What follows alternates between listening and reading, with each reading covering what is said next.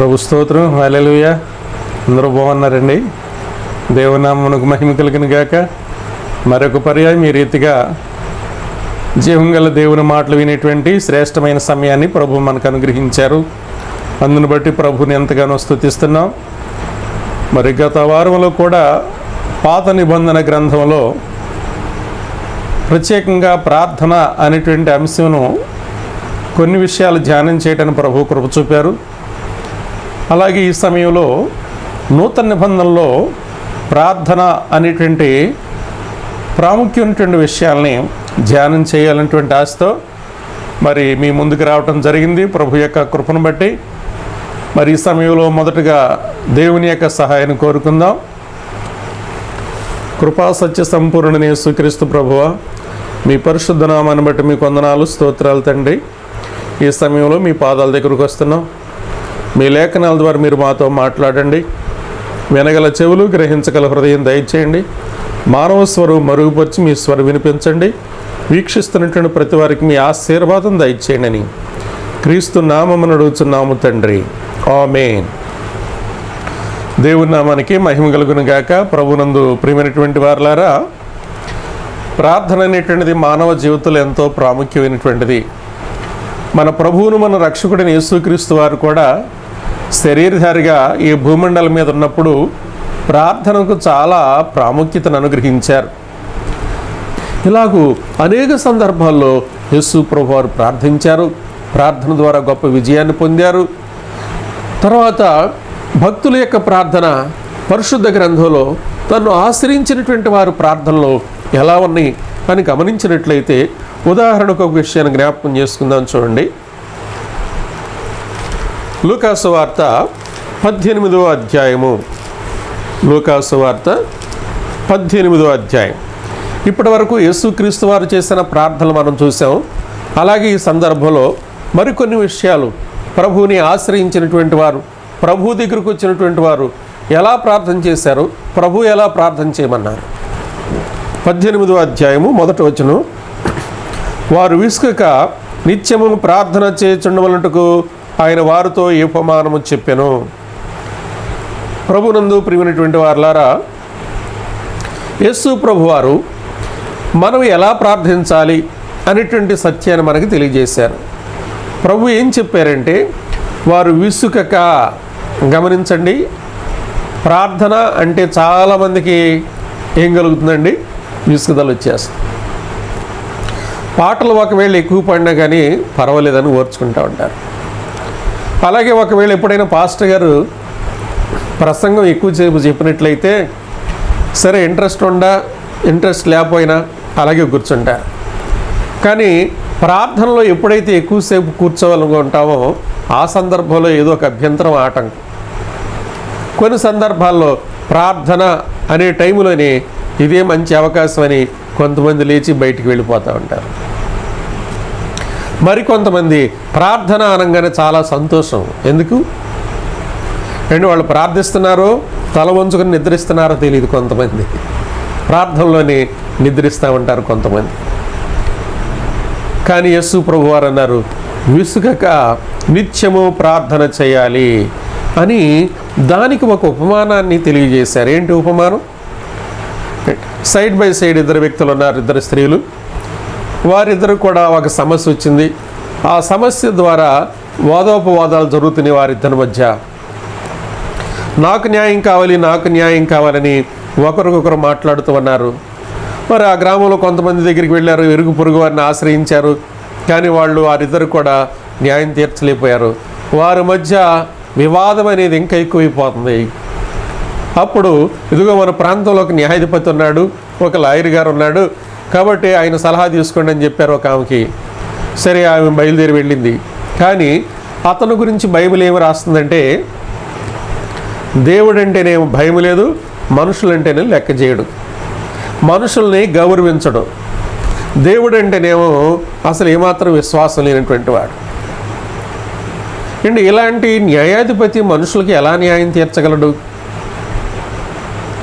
దేవుడంటే విశ్వాసం లేనటువంటి వాడు. అందుకనే పరిశుద్ధ గ్రంథం అని బైబిల్ అంటది, దేవుడు లేడని వాడు బుద్ధిహీనుడు. అంటే దేవుడు ఉన్నాడు. నీ పేరేంటయ్యా అంటే మోషే, నేను ఉన్నవాడిని అన్నాడు. దేవుడు త్రికాల దేవుడు, వర్తమాన భూత భవిష్యత్ కాలవాసి, ఆయన ఎల్లప్పుడూ ఉన్నటువంటి వాడు. ఆయన ఉన్నాడు కాబట్టే మనం ఉన్నాం. కాబట్టి గ్రహించినట్లయితే ఇక్కడ ఈ న్యాయాధిపతి అనేటువంటి పేరు ఉంది కానీ అతనికి ఆ పట్టణంలో, కానీ దేవుడు అంటే ఏమాత్రం కూడా అతనికి నమ్మకం లేదు, విశ్వాసం లేదు. అలాగే మనుషులంటే కూడా ఎలాంటి మర్యాద అతనికి ఉండదు, అమర్యాదగా మాట్లాడుతూ ఉంటాడు.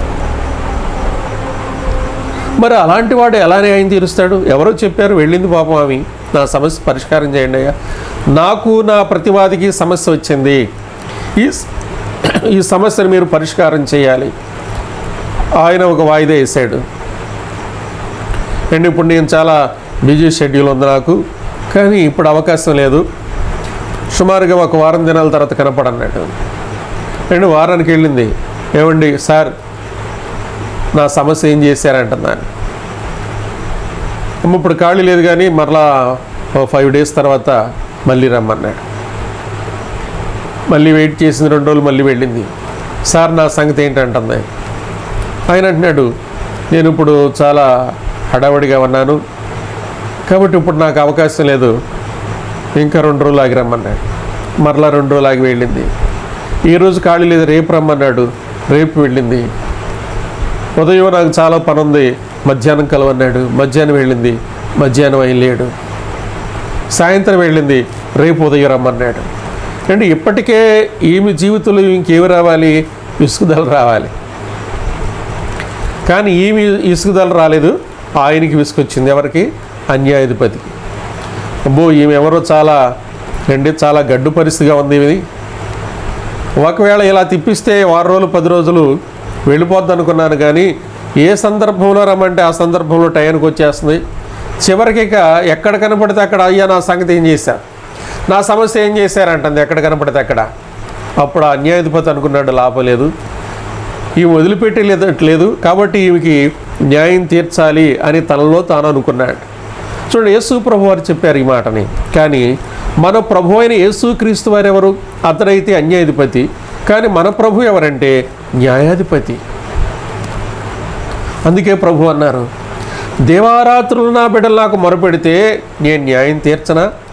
నేను త్వరగా న్యాయం తీరుస్తాను కదా, వారి విషయమే కదా నేను దీర్ఘశాంతం చూపుతున్నా. హల్లెలూయా. మన ప్రభు దీర్ఘశాంతం కలిగినటువంటి వాడు, ప్రజల్ని ప్రేమించేవాడు, ప్రజల్ని గౌరవించేవాడు, ప్రజల పట్ల మర్యాద కలిగినటువంటి వాడు యేసు ప్రభు. ఎవరిని కూడా అగౌరవంగా మాట్లాడేవాడు కాదు, ఎవరిని దుర్భాషలాడేవాడు కాదు. ఆయన ఎంతో ఓర్పుతో, సహనముతో, దీనముగా, ప్రేమతో. ఒక సందర్భంలో ఆయన అంటారు, ఆయన అరణ్యంలో ప్రార్థన ఏర్పాటు చేస్తే గుంపులు గుంపులుగా తండోపతండాలుగా ప్రజలు వెళుతున్నారు ఆయన యొక్క వాక్యం వినాలని, ఆయన ద్వారా మేలు పొందాలని, ఆయన ద్వారా వ్యాధుల నుంచి, సాతాను ప్రభావం నుంచి విడుదల పొందాలని అనేక మంది ప్రజలు ఆయన దగ్గరకు వస్తుంటే ఆ జనసమూహమును చూసి ప్రభు అన్నారు, వీరు కాపర్ లేని గొర్రెలు వెళ్ళేవన్నారు. అవును, కాపర్ లేని గొర్రెలు వెళ్ళేవన్నారు. మానవుల పట్ల దేవునికి ఎంత ప్రేమ, ఎంత కనికరము, ఎంత దయ, ఎంత జాలి, ఎంత ప్రేమ, ఎంత వాత్సల్యత. యేసు ప్రేమ ఎంతో గొప్పది మానవుల పట్ల. కీర్తనాకారుడు అంటాడు, యెహోవా ఉత్తముడని రుచి చూసి తెలుసుకొనుడి, ఆయన ఆశ్రయించునరుడు ధన్యుడు. దిగితే గాని లోతు తెలియదు, తింటే గాని రుచి తెలియదు. యేసు ప్రభు వారి దగ్గరకు వచ్చి ఆయన దయగిలినటువంటి మాటలు విని ఆ యేసు నామంలో ప్రార్థన చేసినప్పుడు ఆయన మహిమ ఏంటో, ఆయన ప్రభావం ఏంటో, ఆయన శక్తి ఏంటో మనం గ్రహించగలుగుతాం. కాబట్టి యేసు ప్రభు వారు ఆ సందర్భంలో చెప్పారు, దివారాత్రులు నా బిడ్డలు మొరపెడితే న్యాయం తీర్చనా? నేను త్వరగా న్యాయం తీరుస్తా. అయితే మనకేం ఉండకూడదండి? విసుగుదల ఉండకూడదు. ఎంతో ఓర్పుతో, సహనంతో. కీర్తనకారుడు కీర్తన గ్రంథంలో అంటాడు కదా, కావలవాడు ఉదయం కొరకు కనిపెట్టినట్లుగా నేను నీ కొరకు కనిపెట్టుచున్నానయ్యా. అవును, ఒక నైట్ వాచ్మెన్ ప్రతిరోజు అతను డ్యూటీ నైట్ అంతా కూడా అతడు కావలి కాస్తామంటాడు. ఎప్పుడైతే తెల్లవారుతూ ఉంటుందో ఈ రోజుకి నా డ్యూటీ అయిపోయింది, ఎలాంటి కీడు జరగల, ఎలాంటి నష్టం జరగల, ఎలాంటి ప్రమాదం జరగల. సూర్యోదయం అయ్యేసరికి అతనికి చాలా సంతోషం, ఈరోజు డ్యూటీ చక్కగా జరిగిందని. అంటే కావలవాడు ప్రతిరోజు ఉదయం కోసం ఎదురు చూస్తాడు. అయితే నీవు నేను మన రక్షకుడైనటువంటి నీతి సూర్యుడైనటువంటి యేసుక్రీస్తు వారి కోసం మనం ఈ లోకంలో ఎదురు చూచేవారంగా ఉండాలి. నాకు మొరపెట్టండి, నేను మీకు ఉత్తరం ఇస్తాను, గూఢమైన సంగతులు బోధిస్తాను, రహస్యమైన సంగతులు బోధిస్తాను అని ప్రభువారు తెలియజేస్తున్నారు. కాబట్టి నా బిడ్డలు దివారాత్రులు మొరపెడితే నేను తీరుస్తాను. రెండు ప్రార్థనకి సమయం అనక అసమయం అనక, అది ఏ సందర్భమైనా, అది ఏ సమస్య అయినా సరే ప్రార్థన చేయటం అనేది అతి ప్రాముఖ్యమైనటువంటి విషయం. అది అనారోగ్య సమస్య కావచ్చు, ఆర్థిక పరిస్థితుల సమస్య కావచ్చు, అండ్ ఒకవేళ నిరుద్యోగులు ఉండవారైనా సరే, అండ్ నీకు కావలసినటువంటి అవసరాలు తీర్చడానికి ప్రభు నీకు జాబు ఇవ్వగలిగినటువంటి వాడు ఆయన విశ్వాసాన్ని బట్టి. ఒకవేళ వివాహం కోసం ఎదురు చూస్తున్నటువంటి వారైతే, అండ్ వివాహం కొరకు ప్రభు ప్రార్థించినట్లయితే నీ విశ్వాసాన్ని బట్టి ఆయన కార్యం సఫలం చేయగలడు. నువ్వు ఏ స్థితిలో ఉన్నా, ఏ సమస్య అయినా సరే అది ప్రార్థనాపూర్వకంగా కృతజ్ఞతా హృదయంతో నీ ప్రభు దగ్గర మోకరించు. ప్రభు పాద సన్నిధికి వెళ్ళు, ప్రభువు సహాయాన్ని కోరుకో, ఆ యొక్క ప్రభునామలో ప్రార్థన చేయి. భక్త పౌలు అంటాడు, ప్రభునామలో ప్రార్థించు వారందరూ రక్షించబడతారు. అండ్ మేలులే కాదు, కార్యాలు జరగటమే కాదు, వారికి ఆత్మరక్షణ కూడా వస్తుంది ప్రభునామలో ప్రార్థించినప్పుడు. కాబట్టి నిత్యము కూడా అక్కడ విసుగుదల రాకుండా నిత్యము ప్రార్థించండి అని ఒక మాదిరిని మనం ప్రభు చెప్పారు ఇక్కడ. అలాగే అదే అధ్యాయంలో మరొక విషయాన్ని చూసినట్లయితే 18వ అధ్యాయం 10వ వచనంలో, ప్రార్థన చేయుటకు ఇద్దరు మనుషులు దేవాలయమునికి వెళ్ళిరి, వారిలో ఒకడు పరిసయుడు, ఒకడు సుంకరి. చూడండి, ఇక్కడ కూడా ఇద్దరు వ్యక్తులు మనకు కనబడుతున్నారు. వీరిద్దరు కూడా దేవాలయానికి వెళ్ళారు. ఎందుకు దేవాలయానికి వెళ్ళారు? ప్రార్థన చేయటానికే. ఎవరికి ప్రార్థన చేయటానికి? ప్రభు అయిన యేసుక్రీస్తు వారికి ప్రార్థన చేయటానికే, తండ్రి అయిన దేవునికి ప్రార్థన చేయడానికి వెళ్ళారు. అయితే ఒకడు పరిసయుడు, మరొకడు సుంకరి. ప్రార్థన చేయుటకై ఇద్దరు మనుషులు దేవాలయానికి వెళ్ళారు. ఒకడు మత గురువు, మరి ఒకడు సుంకరి. మత గురువు నిలబడి ధీమాగా ఇలా ప్రార్థించాడు, దేవా నీకు వందనాలు, అందరిలా నేను పేరాశాపరుణ్ణి, కపటిని, వ్యభిచారిని కాదు. ఈ సుంకరి వలె నేను లేనందుకు నీకు కృతజ్ఞతాస్తుతులు చెల్లిస్తున్నాను. వారానికి 2 సార్లు ఉపవాసం ఉంటూ నా రాబడిలో 1/10 వంతు చెల్లిస్తున్నాను. కానీ సుంకరి దూరంగా నిలబడి ఆకాశం వైపు కనులెత్తే ధైర్యం కూడా లేక తన రొమ్ములు కొట్టుకునొచ్చు, దేవా పాపినైన నన్ను కరుణించు అన్నాడు. ఇంటికి వెళుతూ వీరిరువురిలో ఎవరు దేవునితో సరైన సంబంధం కలిగి వెళ్ళారు? మత గురువా? కాదు, సుంకరి. తనను తాను హెచ్చించుకునే ప్రతివాడు తగ్గించబడతాడు, తగ్గించుకునే ప్రతివాడు హెచ్చింపబడతాడు. అయితే ఒక సత్యాన్ని మనం గ్రహించాలి. పరిసయుడైనటువంటి వాడు దేవాలయం లోపలికి వెళ్ళిపోయాడు. తన సొంత గృహములకు వెళ్ళినట్టుగానే అతను దేవాలయం లోపలికి వెళ్ళాడు. దేవాలయం లోపలికి వెళ్ళి నిలబడి ఏమని ప్రార్థన చేస్తున్నాడంటే, దేవా నేను చోరులను, అన్యాయస్తులను, వ్యభిచారులైన ఇతర మనుషుల వలన ఈ సుంకర వలెనను ఉండనందుకు నీ కృతజ్ఞతాస్తులు చెల్లించున్నాను. వారమునకు 2 మార్లు ఉపవాసం చేయొచ్చు, నా సంపాదన అంతట్లో 10 వంతు చెల్లించుచున్నానని తనలో తాను ప్రార్థించుచుండెను. ఏం ప్రార్థన చేశాడు ఈ పరిసయుడు? నేను దొంగను కాదు ప్రభువా, నేను వ్యభిచారిని కాదు ప్రభువా, నేను మోసగాడిని కాదు ప్రభువా, నేను చాలా నీతివంతుడిని, నేను చాలా మంచివాడిని. అలాగే నేను ఉపవాసం ఉండి ప్రార్థన చేస్తాను వారానికి 2 రోజులు. నా సంపాదన అంతట్లో కూడా 10%, 10 వంతు కూడా మీ సన్నిధిలో నేను సమర్పిస్తున్నానయ్యా. చివరికి దేవా, నా వెనక భాగంలో ఉన్నాడు ఒకడు సుంకరి, వాడికంటే కూడా నేను చాలా మంచివాడిని. ప్రభునందు ప్రేమైనటువంటి వారులారా, మన పరిస్థితులు ఏంటో మనం చెప్పుకోవాలి దేవునికి యథార్థంగా. ఎవరినో మనం వ్రేలు పెట్టి చూపించి తిరస్కరించడం, వాళ్ళకంటే వీళ్ళకంటే నేను మంచివాడిని, మంచిదాన్ని ఎప్పుడు మనం అనుకోకూడదు, హెచ్చించుకోకూడదు. ఇతరుల్ని మనం విమర్శించకూడదు, ఇతరులు చిన్న చూపు చూడకూడదు. ఈ పరిసడి ప్రార్థన ఏంటి? నేను దొంగను కాదు, వ్యభిచారణ కాదు, నేను మోసగాడిని కాదు, నేను నీతివంతుణ్ణి, నేను మంచివాడిని, నేను రోజు వారంలో 2 రోజులు ఉపవాసం ఉంటాను, నా కష్టార్జితంలో 10వ వంతు నీకు ఇస్తున్నాను. నా వెనక సుంకరున్నాడు, వాడికంటే నేను మంచివాడిని. చాలా సుదీర్ఘమైన ప్రార్థన చేశాడు. కానీ ఈ ప్రార్థనలో మనకు అర్థమవుతుంది ఏంటంటే, తను తాను పొగుడుకుంటున్నాడు, తను తాను హెచ్చించుకుంటూ ఉన్నాడు. కానీ ఆ ప్రార్థనకి ప్రభు అయిన యేసుక్రీస్తు వారు ఆమెన్ అని చెప్పలా. ప్రభువారు ఆ ప్రార్థన అంగీకరించలా. సరే, ఆ తర్వాత అక్కడ మనం సుంకరిని చూస్తున్నాం. సుంకరి దేవాలయం లోపలికి వెళ్ళడానికి భయపడుతున్నాడు. ఏంటి కారణం? నేను యోగ్యత లేనిటువంటి వాడను, నేను పాపాత్ముడను, పరిశుద్ధుడైనటువంటి ఆ దేవాలయంలో కాలు పెట్టే యోగ్యత అర్హత నాకు లేదు. ఒకవేళ దేవాలయం బయట నిలబడి ఆకాశం వైపు కన్నులెత్తి తండ్రికి ప్రార్థన చేద్దామంటే, ఆకాశము దేవుని సింహాసనం, భూమి ఆయన పాదపీఠం.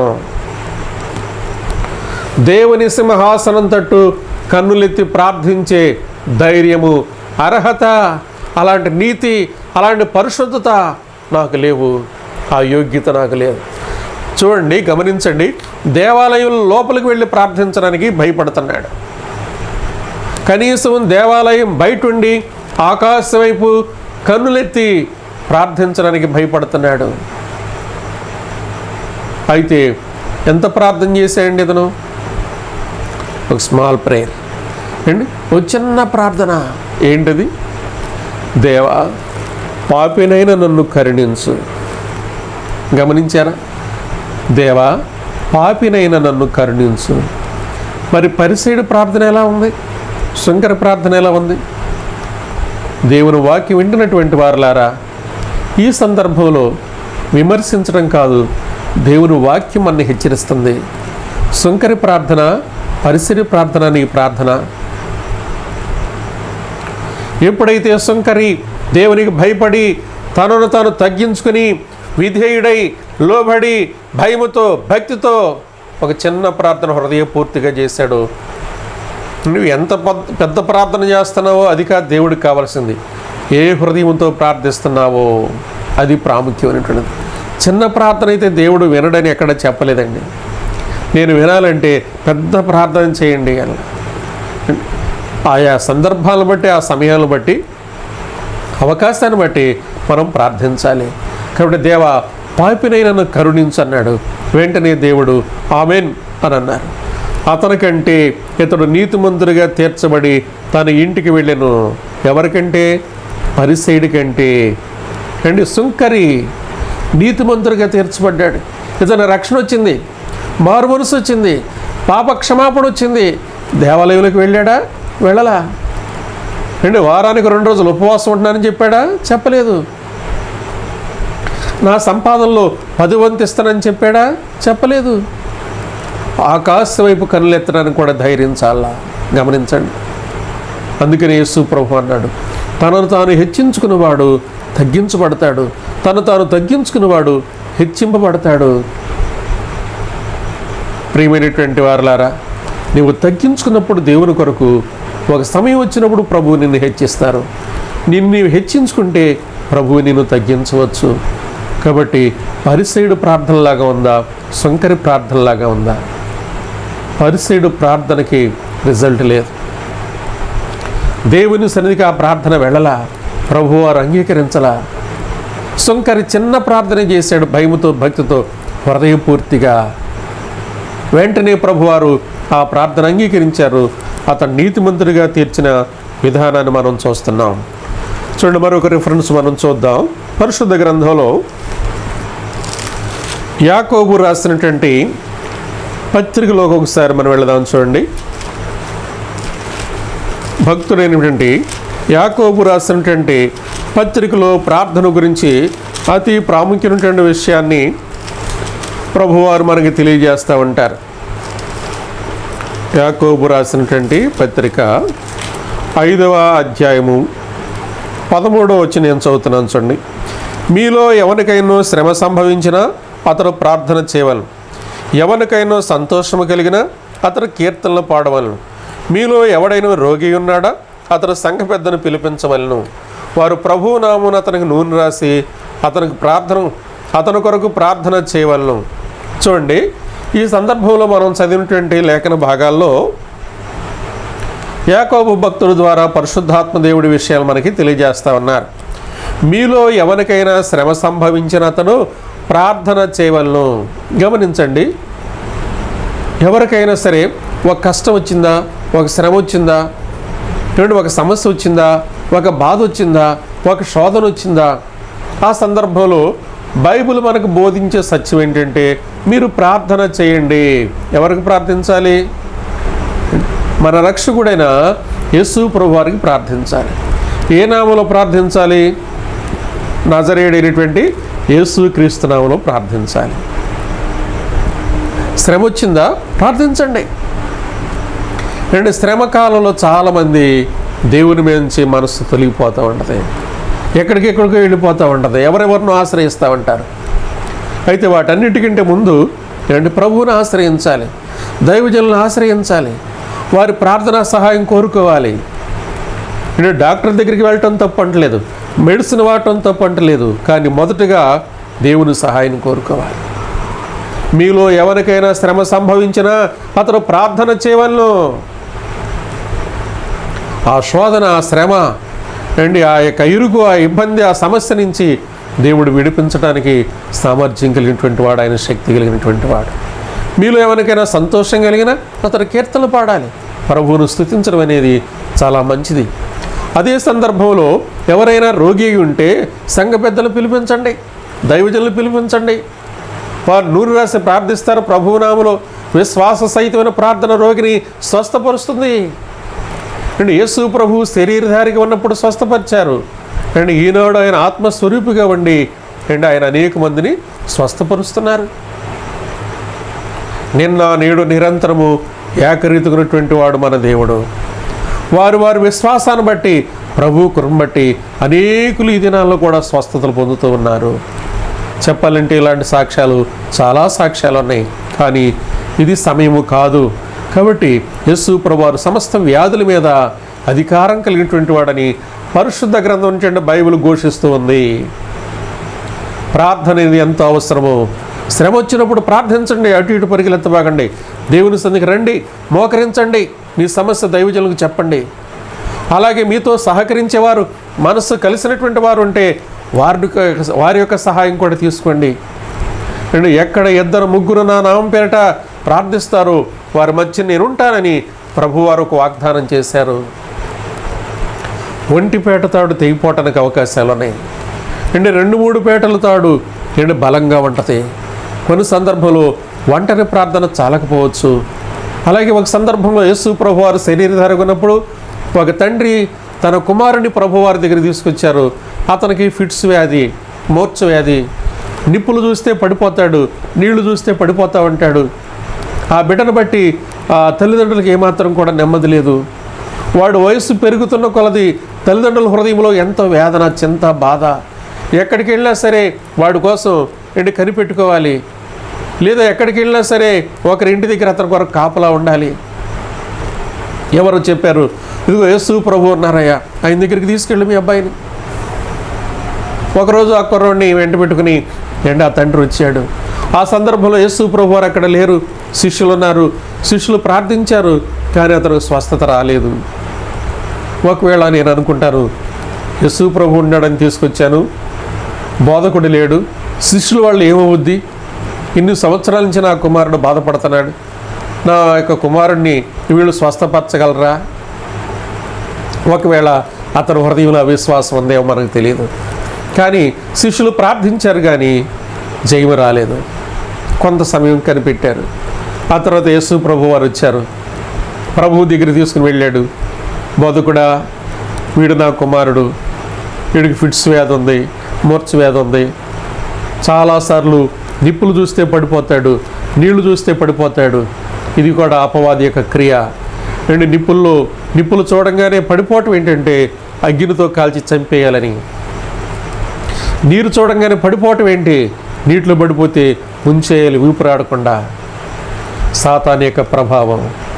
అయ్యా మీ శిష్యుల దగ్గరికి తీసుకొచ్చాను, వారు ప్రార్థించారు, కానీ వారి వల్ల కాలేదు. ఒకవేళ మీ వల్ల అయితే, గమనించారండి, శిష్యుల వల్ల కాలేదు, మీ వల్ల ఏమన్నా ఉద్యమం అంటే అతనిలో ఏముంది? శిష్యులు ప్రార్థించారు, కార్యం జరగలేదు, కాబట్టి మీ వల్ల జరుగుద్దో జరగదో అనేటువంటి అపనమ్మకం ఉంది. అందుకని మీ వల్ల ఏమైనా అయితే నా కుమారుడు మీరు బాగు చేయండి, ఏడివాడిని నా దగ్గరికి తీసుకురండి అన్నాడు. యేసు ప్రభువారు అతనిలో ఉన్నటువంటి ఆ ఫిట్స్ వ్యాధిని, ఆ దురాత్మని ఆయన గద్దించారు. అతనిలోంచి అతను కింద పడిపోయాడు, విలవిల్లాడిపోతున్నాడు. అతనిలోంచి ఆ దురాత్మ వెళ్ళిపోయింది, అతను స్వస్థుడయ్యాడు. ప్రభు స్తోత్రం కలుగునుగాక. ఒకసారి నా కుమారుని వైపు చూడు, దయచేసి దయచేసి నాకు సహాయం చేయి. నాకు ఒకే ఒక కుమారుడు, వాడిని బాగు చేయమని నీ శిష్యుల్ని ఎంతగానో బతిమాలాను, కానీ వారి వల్ల కాలేదు. ఓ విశ్వాసం లేని మూర్ఖతరం వారలారా, నేనెంతకాలం మీతో ఉండి మిమ్ము సహింతును. నీ కుమారుని ఇక్కడికి తీసుకురా.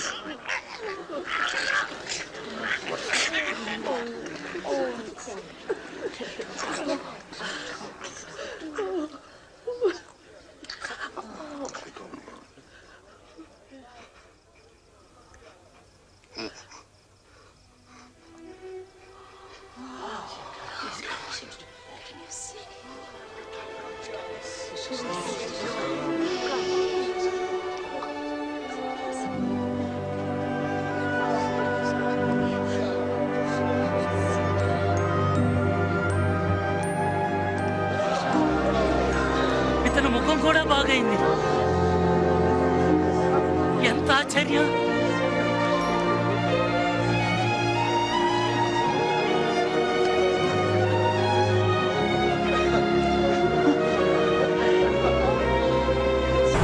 ఎప్పుడైతే అతను స్వస్థ వచ్చిందో అండి, శిష్యులు చూస్తున్నారు, తండ్రి తీరు చూస్తామన్నాడు. అయితే ఇక్కడ జరిగింది ఏంటంటే, నీ వల్ల ఏమైనా అయితే శిష్యుల వల్ల కాలేదు, మీరు స్వస్థపరచినప్పుడు ప్రభు వారికి మాట చెప్పారు తండ్రి, నమ్మిక మాత్రం ఉంచము. దేవుని స్తోత్రం, హల్లెలూయా. నమ్మిక మాత్రం ఉంచము అంటే యేసు ప్రభు దగ్గరికి వచ్చేవారికి, వాక్యం వినేవారికి, ప్రార్థన చేసేవారికి ఏముండాలి? నమ్మకం ఉండాలి. లేదా నమ్మకానికి నిర్వచనం విశ్వాసం. అపనమ్మకము, అవిశ్వాసము, ధిమనస్కత్వం ఉంటే కార్యము సఫలం కాదు. నా దేవుడు సజీవుడు, నా ప్రార్థన వింటాడు, నా సమస్య పరిష్కారం అవుద్ది అనే నమ్మకంతో, విశ్వాసంతో ప్రార్థించినప్పుడు దేవుడు తప్పనిసరిగా కార్యాన్ని సఫలం చేస్తాడు. ఎప్పుడైతే నీ వల్లైతే అని ఆ తండ్రి కోరాడో, ప్రభు ఇచ్చినటువంటి మాట ఏంటంటే నమ్మిక మాత్రం ఉంచము. ఆ తండ్రి చాలా తెలియగలిగినటువంటి వాడు. వెంటనే ఏమన్నా అంటే, ప్రభువా నాలో అపనమ్మకం లేకుండా చేయండి, మీరే నాకు ఆ విశ్వాసాన్ని అనుగ్రహించండి అయ్యా, మీరే ఆ నమ్మిక పుట్టించండి ప్రభువా నాకు. అవును, విశ్వాసమని కర్తయు దాన్ని కొనసాగించువాడైనా యేసు వైపు చూడమని లేఖనాలు తెలియజేస్తున్నాయి. విశ్వాసం ఏంటి మనంతటా మనం తెచ్చుకునేది కాదు. ఆ విశ్వాసం కూడా మనకు ఎవరు ఇవ్వాలి? ప్రభు అయిన యేసుక్రీస్తు వారే. విశ్వాసానికి కర్త ఆయనే, ఆయన ద్వారా మనకు సఫలం అవుతుందన్నమాట. కాబట్టి ఆ యేసు ప్రభుని మనం విశ్వాసం కోరుకోవాలి. ఆ తండ్రి చాలా తెలివిగలిగినటువంటి వాడు, విశ్వాసాన్ని కోరుకున్నాడు, విశ్వాసం ఇచ్చాడు ప్రభు. అతనికి విశ్వాసం కలిగింది, కుమారుడికి స్వస్థత కలిగింది, సంతోషంతో వెళ్ళిపోయారు. కాబట్టి విశ్వాసంతో ప్రార్థించాలి. ఆ తర్వాత తండ్రి కుమారుడు వెళ్ళిపోయిన తర్వాత శిష్యులు వచ్చారు. బోధకుడా, మేము ఎంతో ప్రార్థించాము అతని కొరకు, మరి మేము ఎందుకు అతనిలో ఉన్నటువంటి ఆ వ్యాధిని స్వస్థపరచలేకపోయాం? మేము ఎందుకు అతనిలో ఉన్నటువంటి ఆ సాతాను ప్రభావాన్ని జయించలేకపోయాం? ఆ సందర్భంలో యేసు ప్రభువారు ఒక ప్రాముఖ్యమైనటువంటి విషయాన్ని తెలియజేశారు. ఏంటి ప్రాముఖ్యమైనటువంటి విషయం అంటే, అన్నీ సామాన్యమైనటువంటి ప్రార్థనలకు పోవు, కానీ ఏం కావాలి? కొన్నిటికి ఉపవాస ప్రార్థన అవసరం. దేవునికి స్తోత్రం కలుగును గాక. అండ్ కొన్ని కార్యక్రమాలు సామాన్యంగా ప్రార్థన చేస్తే జరుగుతాయి, కానీ కొన్ని విషయాలు ఏం కావాలంటే ప్రభువు చెప్పిన విధంగా ఉపవాస ప్రార్థన అవసరం. అండ్ ఒక సమస్య పరిష్కారం అవ్వాలి అంటే కొన్ని సందర్భాల్లో ఏం కావాలంటే ఉపవాస ప్రార్థన అనేది అవసరము. ప్రతి విశ్వాసి జీవితానికి ఉపవాస ప్రార్థన అవసరం. నేను మారు మనసు పొందని నీ భర్త కొరకు ఎప్పుడైనా ఉపవాసం ఉండి ప్రార్థన చేసావా? నీ భార్య కోసం ఉపవాసం ఉండి ప్రార్థన చేసావా?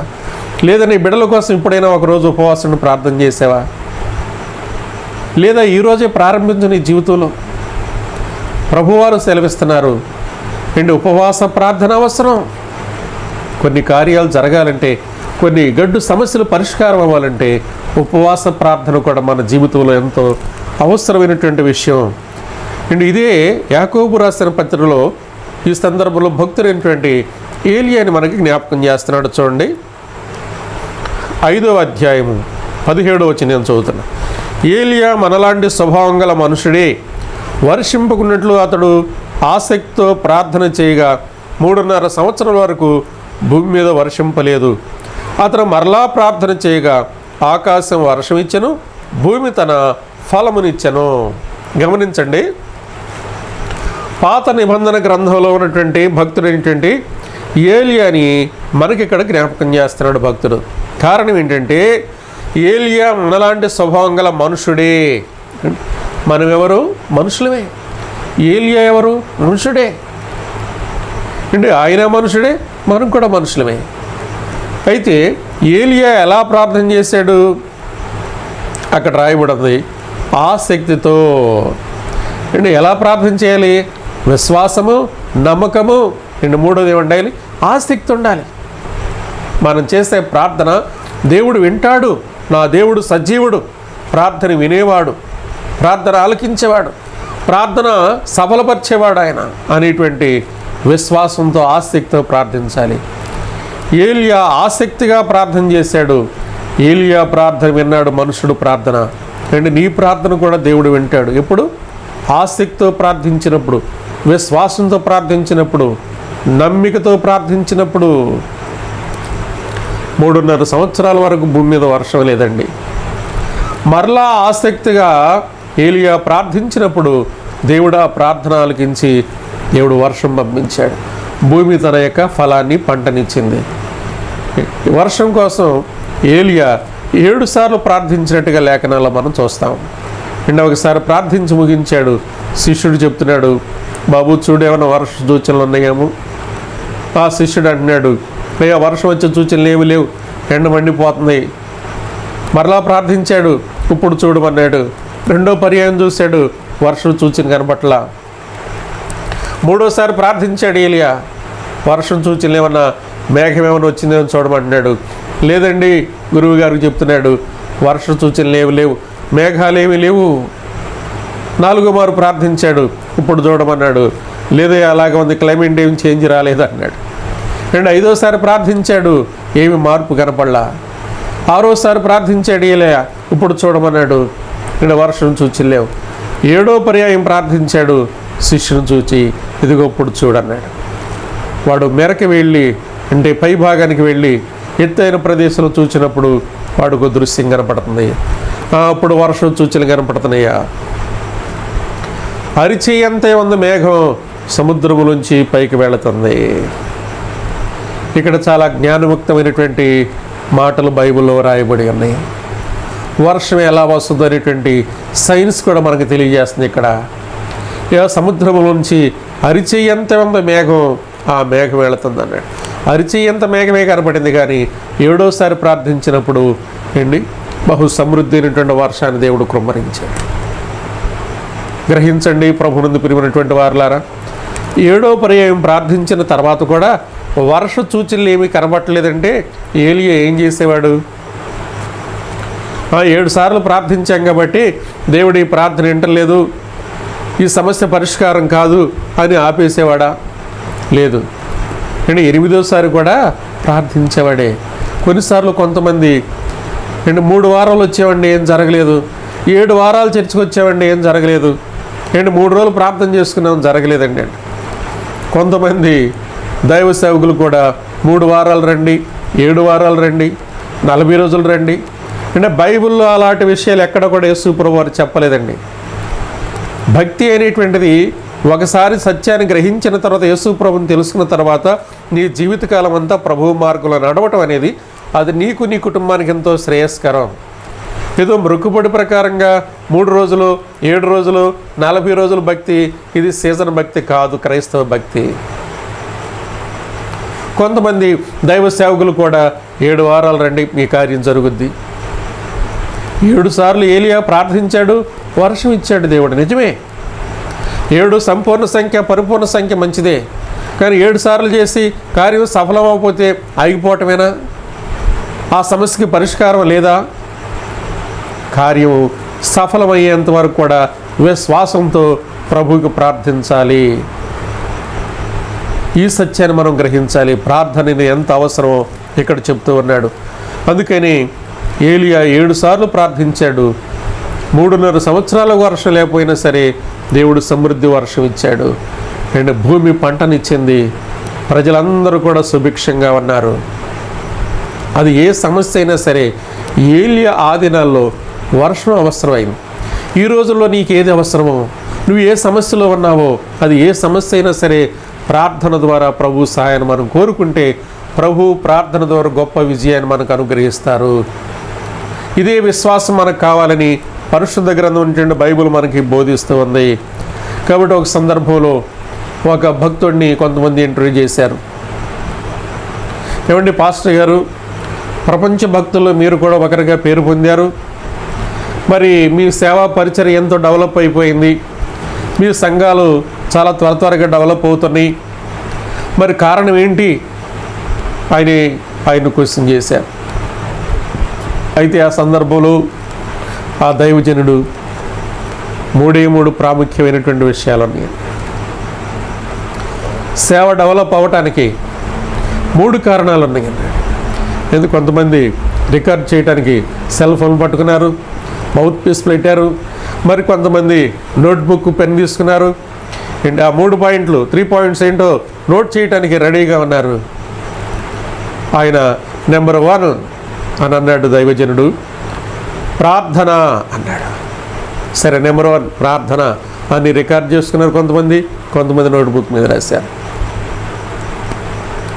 2 నిమిషాలు మౌనంగా ఉండి నెంబర్ 2 ఏం చెప్తారో, ఆయన నోట నుంచి ఏమొస్తుందో నెంబర్ 2 అని ప్రార్థన. సరే, ఓకే. నెంబర్ 3 ఏం చెప్తారో మళ్ళా రెడీగా ఉన్నారు. ఒక 3 నిమిషాలు మౌనంగా ఉన్నాడు ఆయన. ఫైనల్గా నెంబర్ 3 ప్రార్థన. దేవునికి స్తోత్రం కలుగును గాక. అంటే 3 పర్యాయాలు కూడా ఆ దైవజనుడి నోటి నుంచి వచ్చింది ఏంటండి? ప్రార్థన, ప్రార్థన, ప్రార్థన. ఒక మానవ జీవితానికి శ్వాస పీల్చుకోవడం అనేది ఎంత అవసరమో, అండ్ ఆత్మీయ జీవితానికి ప్రార్థన అంత అవసరం. ఎప్పుడు మనుషుడు ఆ యొక్క శ్వాస పీల్చుకోలేడో, గాలి పీల్చలేడో, ఆ సమయంలో అతను మరణించటమే. అలాగే ఒక క్రైస్తవ జీవితంలో ప్రార్థన ఆగిపోయిందంటే ఆత్మ చనిపోవటమే. ప్రార్థన అనేది ఎంతో ప్రాముఖ్యమైనటువంటిది. అందుకని ఎక్స్పీరియన్స్ ఉన్నటువంటి చాలామంది భక్తులు చెప్పేటువంటి మాట, నీ మోకాళ్ళు నలుపెక్కితే నీ ముఖము ఎరుపెక్కుద్దంటారు. నీ మోకాళ్ళు నలుపెక్కితే నీ ముఖము ఎరుపెక్కుతుంది. అవును, దైవజనుడు మోషే 40 దివారాత్రులు దేవునితో సాంగత్యం చేశారు. 40 రోజులు దేవునితో గడిపి 40 రోజుల అనంతరం కొండ మించి కింద దిగొస్తుంటే మోషే ముఖం ప్రకాశిస్తూ ఉంది. అండ్ మనకు ఒక సామెత ఉంది, 6 నెలలు వారు సవాసం చేస్తే వారే వీరు వీరే వారు. మహిమాస్వరూపమైనటువంటి దేవునితో సహవాసం చేశాడు మోషే. ఎన్ని రోజులు? 40 దివారాత్రులు. కొండ మించి కిందకి దిగొస్తుంటే అంటే ప్రజలు చూడలేక వారు ముఖాన్ని ముసుగు వేసుకున్నారంట. అవును, దేవుని యొక్క తేజస్సు, దేవుని వెలుగు, దేవుని మహిమ, దేవుని ప్రభావము భక్తుల్లో ఉన్నాయి. అందుకని సంఘం డెవలప్ అవ్వడానికి, సమస్యలు పరిష్కారం అవడానికి ప్రార్థనే. మోకాళ్ళు నలిపెక్కితే మోకం ఎరుపెక్కుతుంది. ప్రార్థన అనేటువంటిది ఎంతో అవసరమైనటువంటి విషయం అని మనం చూస్తున్నాం.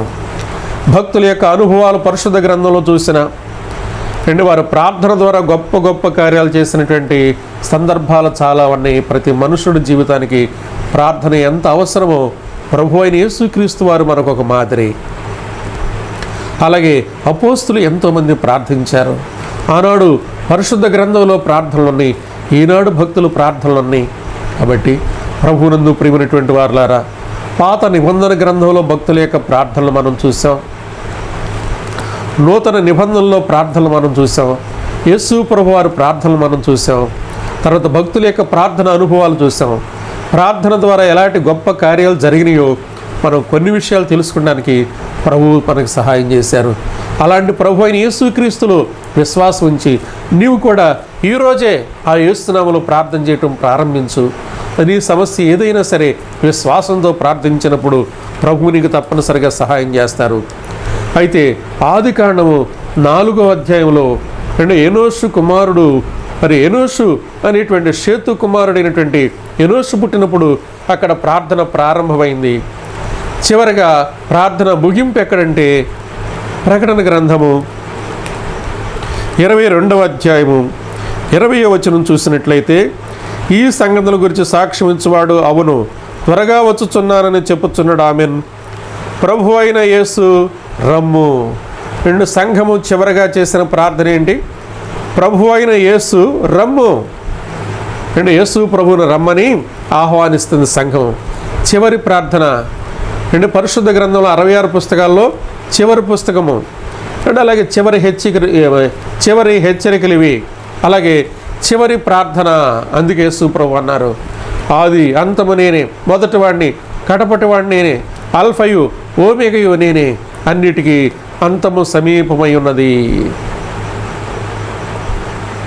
మారు మనసు పొంది ప్రతి వ్యక్తి రక్షించబడి ప్రభు అయిన యేసుక్రీస్తులో విశ్వాసం ఉంచి ఎండించేయాలి. ఆయన రాకడ కోసం మనం ఎదురు చూచేవారికి ఉండాలి. ప్రభు అయిన యేసు రమ్ము అని సంఘం ఆహ్వానించాలి. యేసు ప్రభుని రమ్మని ఆహ్వానించగలవా? ఆ ప్రార్థన చేయగలవా?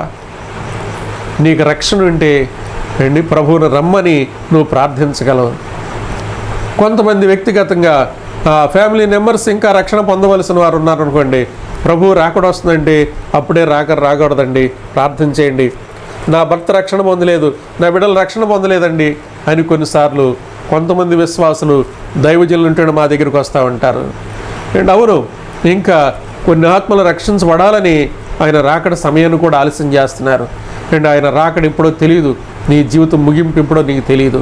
కాబట్టి ఆదికాండము 4వ అధ్యాయంలో ప్రార్థన ప్రారంభమైంది. ప్రకటన గ్రంథం 22వ అధ్యాయం చివరి భాగంలో ప్రార్థన ముగించబడుతుంది. గమనించండి ఈ సత్యాన్ని. నువ్వు యేసు ప్రభువును రమ్మని ఆహ్వానించాలంటే నువ్వు రక్షించబడి నువ్వు రాకడ విశ్వాసిగా ఉంటే ఆ ప్రార్థన చేయగలుగుతావు. ఒకవేళ ఇంకా రక్షణ లేకపోతే ఆ ప్రార్థన నీ వల్ల కాదది. ఇంకా మీ ఫ్యామిలీ మెంబర్స్ రక్షణ పొందవలసిన వారు ఉంటే ఇప్పుడే మోకరించు, ప్రార్థన చెయ్యి. ప్రభువా, నీ రాకడ ఆసన్నమైంది కాబట్టి నీ రాకడికి నా కుటుంబం అంతా కూడా ఎత్తబడాలి, నీ రాజ్యంలో ఉండాలి ప్రభువా అని విశ్వాసంతో ప్రార్థించినప్పుడు తగిన సమయంలో దేవుడు నీ ప్రార్థన అంగీకరిస్తాడు. కాబట్టి ఈ సందర్భంలో అనేక ప్రార్థన అంశాలను చూసాం. ప్రభు అయిన యేసుక్రీస్తులో విశ్వాసం ఉంచండి, ఆ ప్రభు అయిన యేసుక్రీస్తునామములో ప్రార్థన చేయండి. మీ కార్యాలు సఫలం చేస్తారు. ప్రభు మీకు మేలు చేస్తారు. మీరు ఇహమందు పరమందు కూడా ధన్యులవుతారు. విశ్వసించిన ప్రతి వారు కూడా దేవుడు అలాంటి కృపాభాగ్యం అనుగ్రహించునుగాక. ఆమేన్. ప్రార్థించుకుందామండి. ఇప్పటి వరకు శ్రద్ధగా దేవుని మాటలు విన్నారు, చాలా సంతోషం. మరి మేము చేస్తున్నటువంటి పరిచర్య కోసం కూడా మీరందరూ ప్రార్థనలో మమ్మల్ని జ్ఞాపకం చేసుకోవాలని మీకు మనవి చేస్తున్నాం. ప్రార్థన. కృపా సత్య సంపూర్ణ యేసుక్రీస్తు ప్రభువా, మీ పరిశుద్ధ నామాన్ని బట్టి మీకు వందనాలు, స్తోత్రాలు తండ్రి. పాత నిబంధన గ్రంథంలో కొన్ని ప్రాముఖ్యమైనటువంటి ప్రార్థన అంశాలు మీరు మాకు తెలియజేశారు.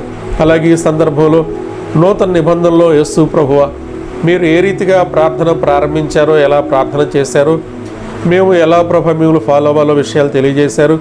భక్తులు ఎలా ప్రార్థించారు, వారిని మేము ఎలా సహకరించి ప్రార్థించాలో ఈ విషయాలు మీరు మాకు తెలియజేశారు. అందును బట్టి మీకు వందనాలు. ఎంతమంది ప్రభువా ఈ సందేశాన్ని చూశారో, వింటున్నారో, వారందరూ కూడా విశ్వాసం కలిగించండి, ప్రార్థనాత్మతో నింపండి, పరిశుద్ధాత్మతో నింపండి. రాబోయేట ఉగ్రత తప్పించుకుని మీ రాజ్య వారసులవుటకు సహాయం చేయండి ప్రభువా.